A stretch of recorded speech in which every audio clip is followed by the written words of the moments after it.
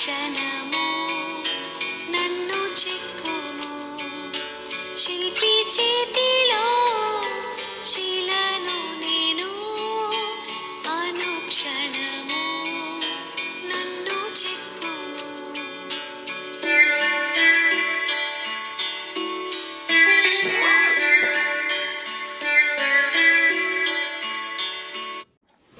Praise the lord. క్రీస్తునందు ప్రియమైన స్నేహితులారా, ఈ దినం యోహాను సువార్త 13వ అధ్యాయము 4వ వచనం నుండి కొన్ని వచనాలు 11వ వచనం వరకు ధ్యానించుకుందాం.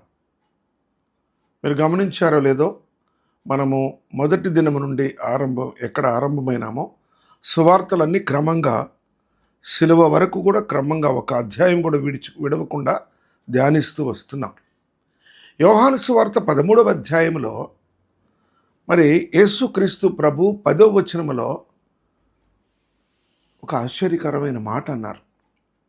ఆ వచనం నేను చదువుతాను. యేసు అతని చూచి, స్నానము చేసిన వాడు పాదములు తప్ప మరేమియో కడుగుకొననక్కరలేదు, అతడు కేవలము పవిత్రుడయ్యను, మీరును పవిత్రులు, కానీ మీలో అందరూ పవిత్రులు కారనెను. ప్రియులర 12 మంది శిష్యులు ఆయన వెంబడిస్తున్నారు. వారు ఆనాటికి కూడా అపవిత్రులుగానే ఉన్నారు. వారిని పవిత్రులుగా చేయవలననే ఆయన వారి పాదములు కడిగినాడు. మనము శిష్యుల పాదాలు కడిగితే మనం కూడా కడగాలేమో. ఒక మరి దేవుని సేవకునికి సంఘస్థులు కాళ్ళు కడగటం నేను చూశాను. ప్రియులర మర్మం ఎరగకుండా నేనేదో యేసు ప్రభులాగా చేస్తున్నా అనుకుంటే ఎంత తప్పు కదా. చూద్దాం, కొన్ని విషయాలు చూద్దాము. 4వ వచనంలో ఏముందంటే, భోజన పంక్తిలో నుండి లేచి తన పై వస్త్రము అవతల పెట్టివేసి ఒక తువాలు తీసుకొని నడుమునకు కట్టుకొనెను. అంతటా పళ్ళెములో నీళ్లు పోసి శిష్యుల పాదములు కడుగుటకును తాను కట్టుకొని ఉన్న తువాలుతో తుడుచుటకును మొదలుపెట్టాను. చూడండి, ఆయన ఒక్కొక్కరి పాదాలు కడుగుతూ వచ్చారు. ఎందుకు వారి పాదాలు కడగాలి? ఎందుకు అవసరమై ఉన్నది? ప్రభువు మాట్లాడుతున్న విషయాల్ని జాగ్రత్తగా ధ్యానం చేద్దాం. ప్రియులరా, మనకు మారు మనస్సు, రక్షణ, బాప్తిస్మము క్రమంలోకి వెళ్తే అవేమీ లేనివారు వాళ్ళు, ఆ అనుభవంలో లేనివారు వాళ్ళు. ఆయన అలా కడుగుతూ 6వ వచనంలో ఏమైందంటే, సీమోను పేతురు దగ్గరికి వచ్చినప్పుడు, ఆయన సీమోను పేతురు నద్దకు వచ్చినప్పుడు అతడు, ప్రభువా, నీవు నా పాదములు కడుగుదువా అని ఆయనతో అనెను.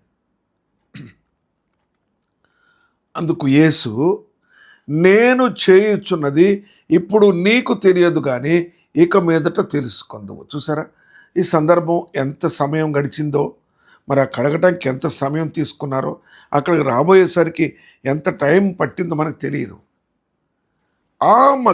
ఆ సమయంలో వారి మధ్య ఉన్న సంభాషణను జ్ఞాపకం చేసుకోవాలి. ప్రియులరా, 7వ వచనంలో అన్నారు, ఇప్పుడే తెలియదు అన్నారు. 8వ వచనంలో ఏమన్నారు? పేతురు, నీవెన్నడూ నా పాదములు కడగరాదని ఆయనతో అనెను. అందుకు యేసు, నేను నిన్ను కడుగని ఎడల నాతో నీకు పాలు లేదనెను. అందుకొరకు కడిగినారు. ఆయన నిర్గమనమై వెళ్ళిపోయే సమయం ఆసన్నం అవుతున్నప్పుడు ఆయన స్థానములో వారిని నియమించుకోవాలి. అందునిమిత్తము వారి పాదములు కడుగుతున్నారు ప్రభు. ప్రియ సహోదరి, స్నేహితుడా, ఆ మాట చదువుతుంటే ఎలా ఉంటుంది? అప్పుడు పేతురుకి కాళ్ళు కడగటమే కదా అనుకున్నాడు. పేతురు అన్నాడు, ప్రభువా, పాదములు మాత్రమే కాదు, తల నుండి కడుగు నన్ను అన్నాడు. 9వ వచనంలో, నన్ను తల నుండి కడుగు, నన్ను పూర్తిగా శుద్ధి చేయవచ్చు కదా అని అడిగినాడు. యేసు అతన్ని చూచి, స్నానము చేసిన వాడు పాదములు తప్ప మరేమీ కడుక్కొనక్కరలేదు, అతడు కేవలము పవిత్రుడయ్యను. నీకు నేను స్నానం చేయించడానికి కాదు, పాదాలు మాత్రమే కడుగుతుంది. ఎందుకంటే పవిత్రత కొరకు. ఆ సమయంలో యోహాను సువార్త 13వ అధ్యాయము ఆ 10వ వచనంలో వారందరూ కూర్చుని ఉన్నారు. ఆయన ఏమన్నారంటే, ఇప్పుడు మీరు పవిత్రులు అన్నారు. వారి పాదాలన్నీ కడిగి ఇప్పుడు మీరు పవిత్రులు, కానీ మీలో అందరూ పవిత్రులు కారు అన్నారు. ప్రియ సహోదరి స్నేహితుడా, ఎందుకు ఈ మాట అన్నారు? ఆయన కడిగినప్పుడు, ఆయన పవిత్రపరిచినప్పుడు మరి అందరూ పవిత్రులు కావాల్సిందే కదా. చూద్దాము. యోహాను సువార్త 13వ అధ్యాయము 11వ వచనంలో, తన్ను అప్పగించు వారిని ఎరిగెను కనుక మీలో అందరూ పవిత్రులు కారు అనెను. నువ్వు బాప్తిసం తీసుకున్నావేమో, బలలో పాల్గొంటున్నావేమో, రక్షణ పొందాను చెప్తున్నావేమో, సాక్ష్యం ఇస్తున్నావేమో, కానీ ఆయనని అప్పగించే యూదా ఇస్కరియోతు నీలో ఉంటే నువ్వెప్పటికీ పవిత్రుడవు కాలేవు. యోధ ఆలోచనలు, యోధ తలంపులు మనం ముందు దినంలో గమనించి ఉన్నాము. లోక స్నేహం చేస్తున్నాడు, ప్రభుతో తిరుగుతున్నాడు. ధనాపేక్ష కలిగి ఉన్నాడు, ప్రభుతో తిరుగుతున్నాడు. అటువంటి వ్యక్తిని గురించి వ్రాస్తూ అంటున్నాడు, ఇప్పుడు పాదాలు కడిగాను, మీరందరూ పవిత్రులు, ఒకడు మాత్రము పవిత్రుడు కానేరడు. ఎందుకంటే వాడు అప్పగించు వానిని నేను ఎరుగుదును అని ప్రభు బయలుపరిచినట్టుగా ఇక్కడ మనం చూస్తూ ఉన్నాం. ప్రియ సహోదరి స్నేహితుడా, ప్రభువు నిన్ను కడిగినాడా? ఆ దినాన ఆ పాదములు ఆ నీటితో కడిగిన ప్రభువు ఇప్పుడు రక్తముతో కడగటానికి సిద్ధంగా ఉన్నాడు. యోహాను గారు మొదటి పత్రిక 1వ అధ్యాయం 7వ వచనమున అంటాడు, యేసు రక్తము ప్రతి పాపము నుండి కడిగి మనలను పవిత్రులనుగా చేయను.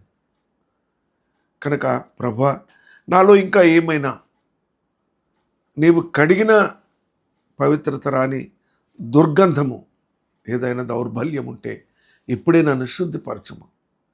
నీ శిష్యులను నువ్వు సిద్ధపరిచినావు. ఒక దినములో వారందరూ నీ స్థానమున నిలబడ్డారు. పేతురు మరి కొంతమంది శిష్యులు సిలువ వేయబడ్డారని కూడా చరిత్ర చెప్తా ఉంది. అలాంటి హతసాక్షులుగా వారిని ఆ దినాన మీరు సిద్ధపరిచినారు. శేష జీవితం ప్రభువా, నీ సేవ కొరకు వాడబడినట్లు నన్నును మమ్మును సిద్ధపరచుకోమని యేసు నామమున అడుగుచున్నాను తండ్రి. ప్రార్థన చేసుకుందాం. ప్రేమగల తండ్రి, పరిశుద్ధుడైన దేవా, మీరందరూ పవిత్రులు కారు. ఈ మాట బహు బాధకరమైనది, బహు కష్టతరమైనది. లోకము దృష్టిలో ప్రభువా నేను పరిశుద్ధుడుగా ఉన్నాను. లోకము దృష్టిలో నేను చాలా ఆత్మీయుడిగా ఉన్నాను.